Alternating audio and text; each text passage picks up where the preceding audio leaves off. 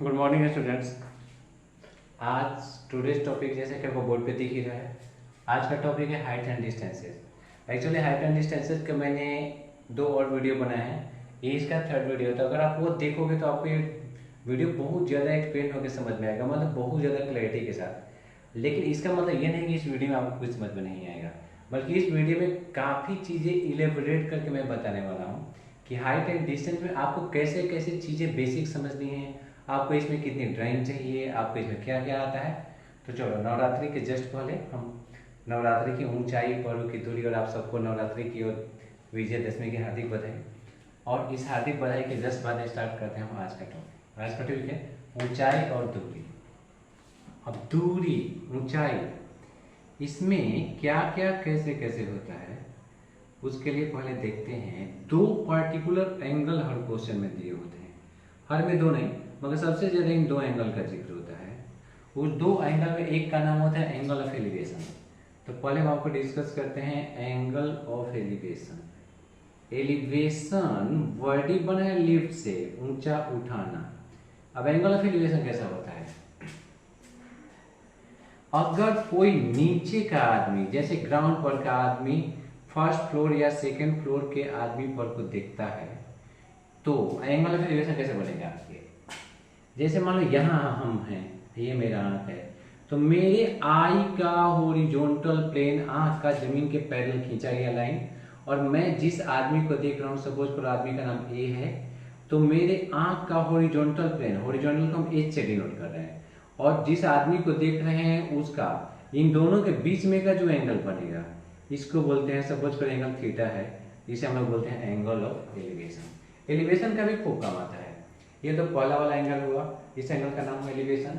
एक और एंगल आता है इसमें, दूसरे एंगल का नाम इसमें होता है डिप्रेशन। अब एंगल ऑफ डिप्रेशन क्या होता है, आप उसे कैसे समझोगे? एंगल ऑफ डिप्रेशन के लिए थोड़ा सा देखो, मैं आपको समझाता हूँ। एंगल ऑफ डिप्रेशन कितना है, कैसे सिमिलर है, कैसे अलग है। एंगल ऑफ डिप्रेशन करता है, वर्ड ही नेगेटिव है।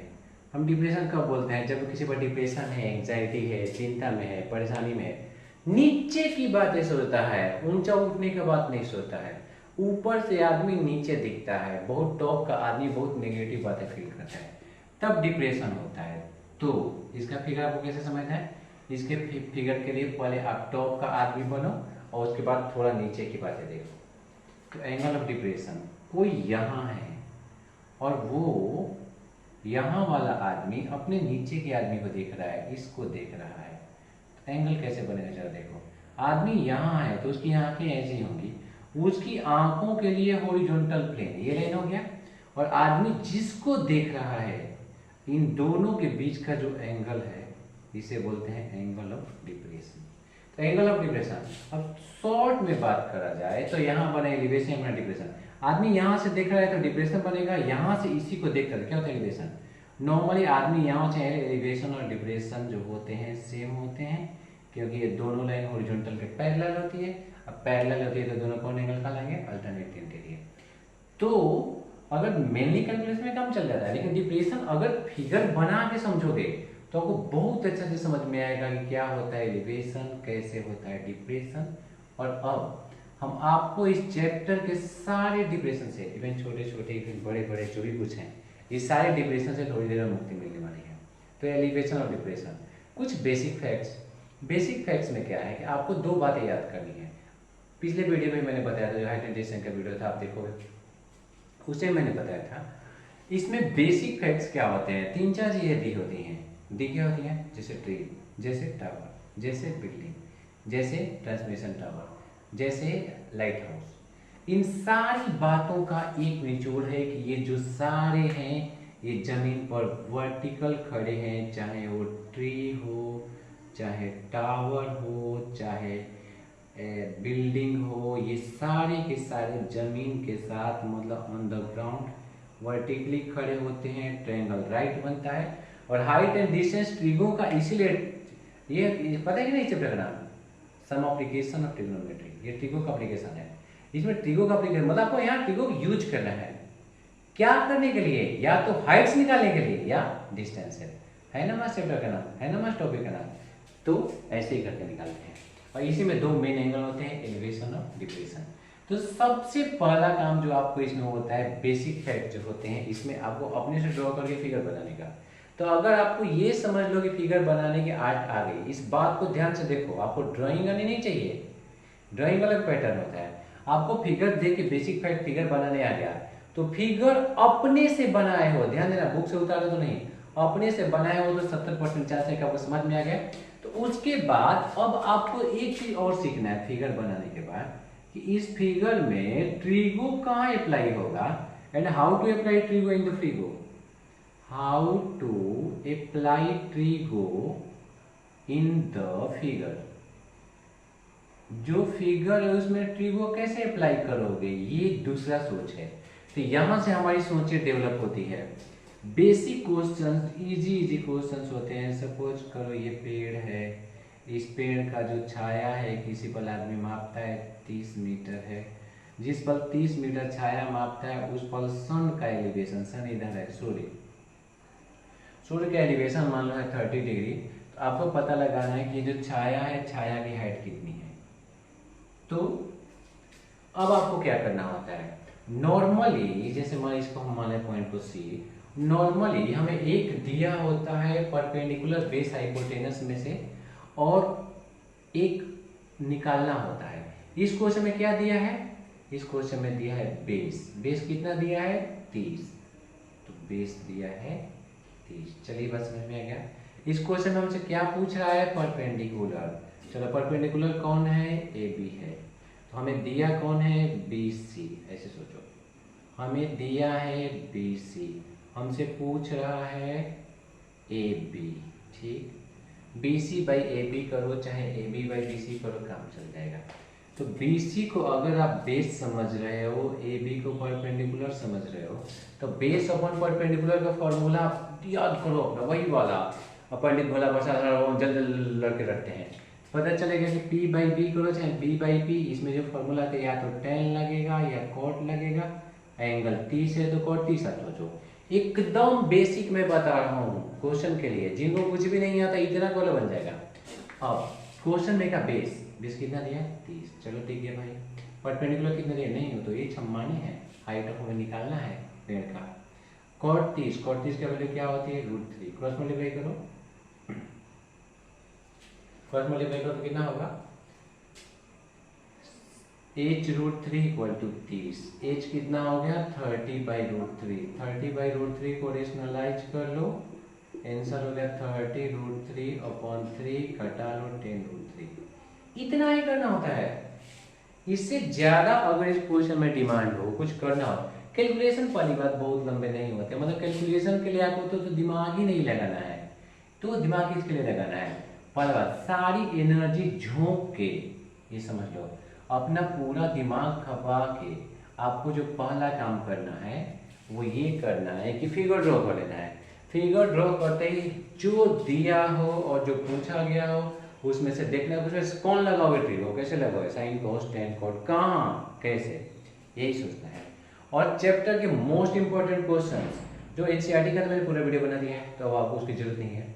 उसके बावजूद कुछ ऐसे क्वेश्चन है जो मोस्टली पूछे जाते हैं कई अधिकतर बार, तो उसमें का एक दो क्वेश्चन हम आपको अभी करवा रहे हैं।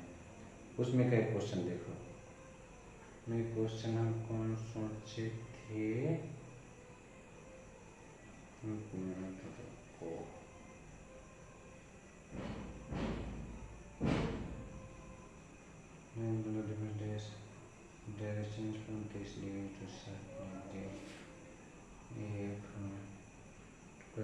हाँ ये है question, from the top of a tower 100 metre high, tower 100 metre high. तो आपको ये बात पता है कि टावर सीधा होता है, आपने टावर बना लिया, इसका नाम सोच लिया ए बी 100 मीटर हाई।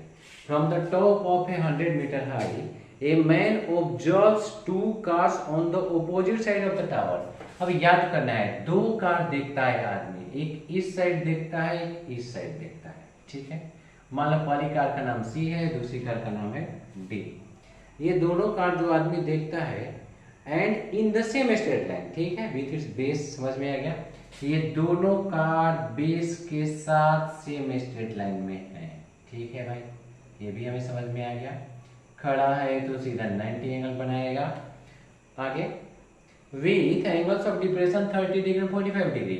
इसमें पहला वाली जो एंगल बनाती है डिप्रेशन होता है उसका, यहां से आदमी देखता है। देखो भाई, तो डिप्रेशन कैसे बनेगा, यहाँ बनेगा 30 डिग्री, वो इसके इक्वल होगा अल्टरनेटिव से।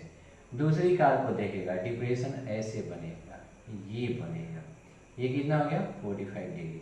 तो ये रहा हमारा ये एंगल, नहीं ये वाला होगा 45 डिग्री। तो क्या करना है हमें, करना है find the distance between the cars. Book में लिखा है कि √3 की वैल्यू 1.732 लेने हैं। Find the distance between the car, दोनों कार के बीच का डिस्टेंस, सी और डी का बीच का डिस्टेंस, दो पार्ट है, किसी एक को x मान लो, दूसरे को y मान लो, बहुत ज्यादा मिल जाएगा। अब जैसे x निकालना है तो कौन ट्रायंगल चुनेंगे, ABC। चुन भी लिए हम, तो अब ट्रायंगल ABC देखो, मैंने ABC ट्रायंगल चुना। परपेंडिकुलर बाई बेस करना होगा, परपेंडिकुलर में 10 होता है, ये सब बेसिक फैक्ट्स आपको चुनने हैं। परपेंडिकुलर बेस कितना हो गया 100/8, 10 45 का वैल्यू। और एक और बात हम बताना भूल गए, 10 30, 10 45, 10 60, 30 45 60 के वैल्यू आपको रट जाने हैं, बहुत मिलेगा। 10 का तो पार्टिकुलर बहुत ज्यादा यूज होता है। 10 45 हो गया 100/8, क्रॉस मल्टीप्लाई करोगे तो x आ गया 100, मतलब BC का डिस्टेंस आ गया, टावर से पॉलीगन का डिस्टेंस। अब टावर से दूसरी का ट्रायंगल ABD, ट्रायंगल ABD चुनो, आप 30 डिग्री लिखो और दिमाग लगाना शुरू करो। परपेंडिकुलर बाई बेस 100/y, 33 का वैल्यू कितना होता है 1/√3 equal to 100/y। Cross multiply को तो y कितना होगा, y होगा 100√3। मगर अभी और काम बाकी है। लास्ट लाइन को जरूर पढ़ते हैं फाइंड द के बाद, क्योंकि वही आंसर होता है। और कई टीचर बस इसके बेस पे गलती काटने लगते हैं, नहीं आंसर नहीं लिखा है और 4 नंबर क्वेश्चन से काटो। भाई आपको ऐसा नहीं करना है, बिकॉज यू आर इंटेलिजेंट, आपको सब आता है, पढ़ने आता है, समझने आता है, क्वेश्चन का लास्ट लाइन देखने आता है, आपके पास इनफ टाइम है। कैलकुलेशन की चीजें अगर आपको कम समझ में आए तो आपके पास कैलकुलेशन की चीजें आपको कम समझ आए तो मैंने कैलकुलेशन का वीडियो बना दिया, और कैलकुलेशन ठीक हो गया तो क्लास 10 के मोस्टली क्वेश्चन ठीक हो जाते हैं। तीन सबके पास जवाब होता है। लास्ट लाइन क्या, find the distance between the cars, मतलब कौन सा डिस्टेंस निकालना है, DC। DC में दो है, y और x। y कितना है, y यहाँ है 100√3 प्लस 100, जोड़ने से पहले अगर 100 का कॉमन ले तो बहुत हेल्प मिल जाएगा। √3 + 1, √3 का वैल्यू अब रखो, रूट का जो वैल्यू हम लास्ट टाइम में लिखते हैं तो पता चल जाता है, बहुत हेल्प मिलता है। 100 इंटू इन दोनों को जोड़ो, 1 + 1.732 कितना हो जाएगा 2.732, आंसर आएगा 2733.2। हो गया। तो ये क्वेश्चंस भी एनसीईआरटी के अलावा की बात करें हम, ये क्वेश्चन बहुत ज्यादा पूछा जाता है। एक और बात, अगर आपने अभी सैंपल पेपर नहीं देखा है तो सैंपल पेपर में एक लास्ट क्वेश्चन पूछा गया है। वैसे क्वेश्चन में सीबीएसई बहुत ज्यादा पूछता है, तो वैसे क्वेश्चन की प्रैक्टिस आपको बहुत करनी है। उसमें 3 है, मतलब सीबीएसई के सैंपल में इस बार तो बहुत शानदार था, उसमें तो सबसे लास्ट में केस स्टडी में सैंपल वो पूछा है।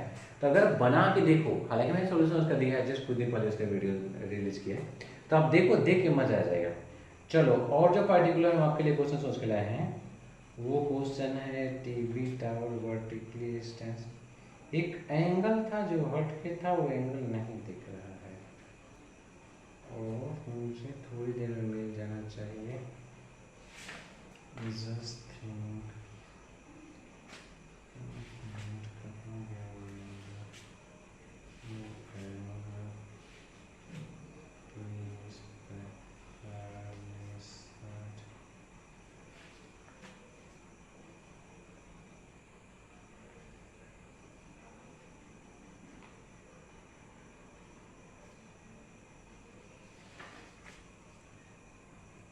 होता है ना कि जो चीज़ें आप एकदम खोजने लगो तो वो चीज़ उतनी ही परेशान करके मिलती है।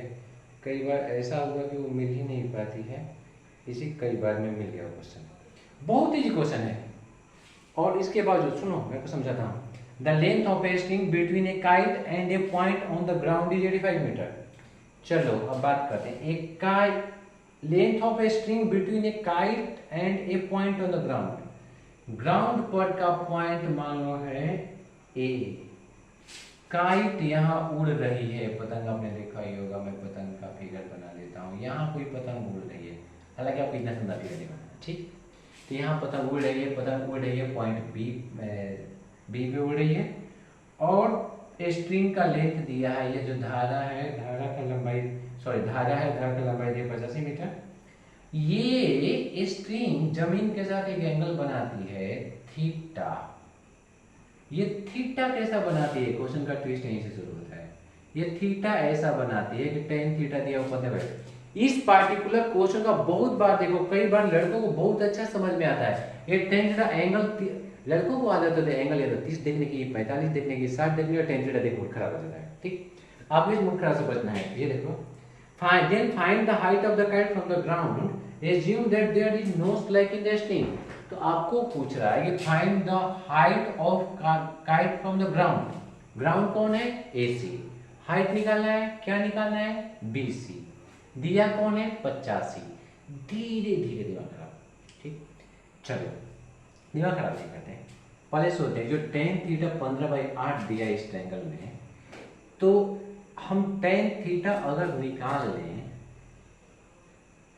तो परपेंडिकुलर टेन थीटा क्या हो जाए, परपेंडिकुलर बेस, मतलब परपेंडिकुलर दिया है 15 x समझ लो, ये 8 x समझ लो, और हमें क्या निकालना है, हमें निकालना है, क्या निकालना है भाई, पहले निकालना है हाइपोटेनस। p² + b² होता है h² एक पर, ठीक है भाई। p² कितना दिया है, 15x², b² कितना दिया है, 8x का होल स्क्वायर, ये कितना हो जाएगा, 85 का होल स्क्वायर।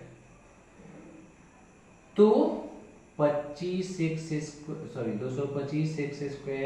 64x² + 85 का स्क्वायर करो 7225, 289x² हो जाएगा 7225, x² हो जाएगा। आप डिवाइड करके देखो, मैं पूरा गारंटी लेता हूँ कि आपसे सही बनेगा। 25 बार में कटेगा, x² 25 आ गया, x आ गया √25 मतलब 5, x आ गया 25। तो ये फाइंड हाइट ऑफ स्ट्रिंग मिल गया, ये कौन है, 15x है। BC हाइट का 15x मतलब 15 × 5, 15 × 5 माने 75 मीटर। ये तो एक तरीका होगा। दूसरा देखो, इसी क्वेश्चन को थोड़ा सा दूसरे तरीके से देखते हैं, मुझे पता है कि आपको दूसरा ज्यादा पसंद आएगा।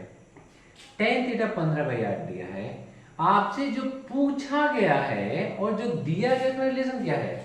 पूछा गया है आपसे 15x हाइट, दिया गया है उसका रिलेशन कितना है, ये तो आपको ये दिया है, ये पूछा है, तो आपको पहले साइन थीटा निकालना होगा ट्रायंगल में। तो ट्रायंगल मान लो 15 है, 8 है, तो आप h निकालोगे, h क्या होता है, √p² + b²। p 15 है, b 8 है, और आपको पता है कि नहीं, ये कितना इजी शॉर्टकट है, जैसे 8 15 का 17 होता है, सबको पता है। कम से कम मेरे स्टूडेंट जो इस चैनल को बहुत ज्यादा देखते लाइक करते हैं, उन्हें बातों बातों में पता है, नहीं तो आपको ही पता चलेगा। आप इन दोनों को जोड़ो, 289% कितना, हाइपोटेनस कितना है, 17। तो अब क्वेश्चन है कि हम साइन क्यों निकालना चाहते हैं, आप बताओ बताओ, हम साइन क्यों निकालना चाहते हैं। हम साइन इसलिए निकालना चाहते हैं क्योंकि हमका हाइपोटेनस दिया है, परपेंडिकुलर चाहिए, और क्वेश्चन में दिया है टेन, हमें टेन से नहीं साइन से मतलब है, साइन होगा परपेंडिकुलर बाय हाइपोटेनस, हो गया ऐसा। साइन थीटा फिगर में कितना होगा, फिगर में होगा साइन थीटा हो जाएगा 15/15 ही लिखो तो काम चल जाएगा। साइन थीटा हो जाएगा 15/7। एक मिनट, ये नहीं जी, ऐसे ही सही था। साइन थीटा हो गया 15/17 इक्वल टू, इसे मान लो, बात हम उलझा रहे हैं आपको, छूट मूट का, हमें एच निकालना है। साइन थीटा की बात करते हैं। साइन थीटा होता है p/h, p/h माने 15/17, और हमें p निकालना था, p 15 वैल्यू नहीं है, और साइन थीटा का वैल्यू हो जाएगा 15/17। हाइपोटेनस दिया है 17 की जगह पे 17x, 17x दिया है 85, x हो जाएगा 5, तो 15x कितना होगा, 15 × 5, 15 × 5 कितना हो गया, 75। तो तरीका कोई हो, चाहे पहला चाहे दूसरा, दोनों क्वेश्चन में आंसर सेम आएगा। और ऐसे क्वेश्चन भी आपको थोड़े उलझाते हैं, बहुत ज्यादा नहीं, थोड़े उलझाते हैं। मगर इसमें आपको ये देखना है कि जब एंगल थीटा के बजाय टेन थीटा दिया है, मान लो ऐसे दिया है, थीटा नहीं दिया, हमारे यहाँ थीटा लिखा है और बुक में लिखा है टेन थीटा बराबर 3/4, तो जो एंगल हमें दिया है उस ट्रायंगल के लिए हम पाइथागोरस कैसे लगा सकते हैं। और अब मान लो मुझे साइन चाहिए तो साइन कर लूंगा, कोस चाहिए तो कोस कर लूंगा, कॉट चाहिए तो कॉट कर लूंगा, और क्वेश्चन बहुत आसानी से बन जाएगा। इतना आसान होता है। अब एक ऐसा क्वेश्चन जो हमेशा पूछा जाता है, और हमेशा पूछा जाता है इसलिए हम आपको उसको पार्टिकुलर बता दें। अभी देखो ध्यान देना, सबसे ज्यादा मतलब टीचर्स फेवरेट, टीचर को पूछने के लिए सबसे इजी वही क्वेश्चन याद आता है। तो क्वेश्चन ये है कि अगर सन का एलिवेशन 30 डिग्री से बढ़ के 60 डिग्री हो जाता है, सॉरी 60 डिग्री से बदल के 30 डिग्री हो जाता है, तो एक छाया की लंबाई 30 मीटर बढ़ जाती है। सुनते हैं मैं क्या बोल रहा हूँ। इफ द एलिवेशन, रुको मैं लिखता हूँ, आप अच्छे से पढ़ो क्योंकि मोस्ट फेवरेट क्वेश्चन है। If the elevation of sun, book में एंगल ऑफ एलिवेशन लिखा होता है, if the elevation of sun change from 60 degree to 30 degree, the shadow of a tree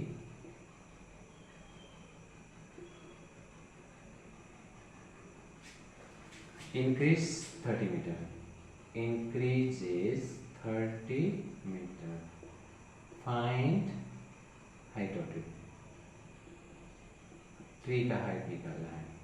तो मैं फिर से बता रहा हूँ, टीचर्स फेवरेट क्वेश्चन है तो आप इसे बहुत ध्यान से देखोगे। तो आप पहले सोचो पेड़ इधर है और इसका सूरज इधर है, पेड़ का इमेज किसी पर 60 डिग्री एंगल था तो बना रहा था, मान लो पेड़ का नाम ए बी है और उसका सूरज इधर है, तो इमेज कहाँ बनाएगा, छाया जमीन पे बनता है भाई, छाया जमीन पे बनेगा, जमीन पर है बेसी, जमीन बन गया। क्वेश्चन करेक्ट, अगर उसका एंगल सन का एंगल 60 डिग्री से बदल के 30 डिग्री हो गया, मतलब एंगल बदल गया, तो जब ये एंगल 30 होगा तो जो सन का एलिवेशन जब 60 से बदल के 30 होगा तो छाया की लंबाई बढ़ जाती है। तो बढ़ा हुआ छाया, पहले छाया ये था BC, पता नहीं हमें, लेकिन जो बढ़ गया वो 30 मीटर बढ़ा, ये 30 हो गया। आपको पता लगाना है कि पेड़ की असली हाइट कितनी है। आपने मान लिया कि पेड़ की हाइट AB है और यही AB आपको निकालना है।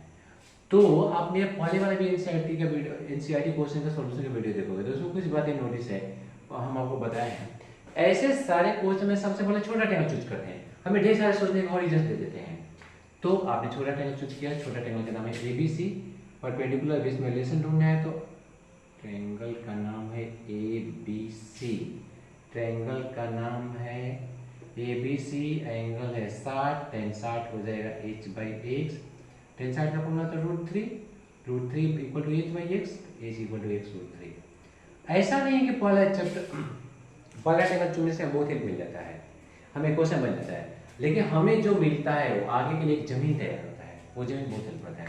दूसरे वाले ट्रायंगल में देखो, ट्रायंगल का नाम है ABD, इस वाले में tan 30, अब tan 30 क्या होगा, परपेंडिकुलर, उसका हम माने हैं h, पेड़ का हाइट को, बाई नीचे कितना हो जाएगा x + 30, tan 30 का वैल्यू कितना होता है 1/√3, h को ये रख दो x √3 by x + 30, cross multiply करो, इसमें इसका मल्टीप्लाई 3x होगा, 3x इक्वल टू x + 30, इस x को इधर लाओ, 2x हो जाएगा 30, x हो जाएगा 30/2 15, x आया मतलब छाया आया, पेड़ नहीं, पेड़ का हाइट में निकालना है, पेड़ का हाइट क्या दिया है यहाँ पे x √3, x मतलब 15√3 और ये आंसर लिखो। अगर बुक में √3 की वैल्यू यहाँ पे दिया हो, आपको भी यहाँ पे लिखना है, अब तो हो जाएगा ये 10 का 17.3 तो 25.99 अप्रोक्स, मतलब पेड़ की हाइट कितनी मीटर है।